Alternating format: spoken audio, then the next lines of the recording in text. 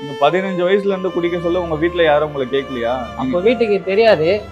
நாளடைவில் தெரிய வரும்போது கொஞ்சம் கொஞ்சமாக சண்டை ஆயிருந்தது. அப்போ விட்டுருவேன் தெரியாமல் குடிச்சிங்க.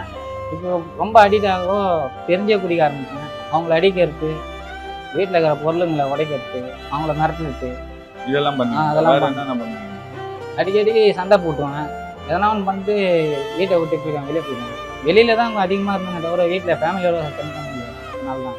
இப்போ உங்க அப்பா வந்து ஒரு ரிட்டையர்டு ஹெச்எம், ஒரு ஹெச்எம்மா இருக்க சொல்ல உங்க ஸ்கூல்ல வந்து அவருக்குன்னு ஒரு பெரிய மரியாதை இருக்கும் ஊர்ல. இப்போ நீங்க இந்த மாதிரி குடிக்க சொல்ல என்ன வாத்தியார் மகன் இப்படி குடிக்கிறாங்கிற மாதிரிலாம் உங்களை சொல்லுவாங்க? அது இந்த 15-16 வருஷம் குடி வாழ்க்கையில் எல்லாருக்குமே எங்கள் ஊரில் எனக்கு என்ன பையன் இப்படி ஆயிட்டானேன்ற ஒரு இவரோட பையன் இப்படி இருக்கான் அப்படின்ற மாதிரி கெட்ட பேர் தான் சார் எல்லாருக்கும்.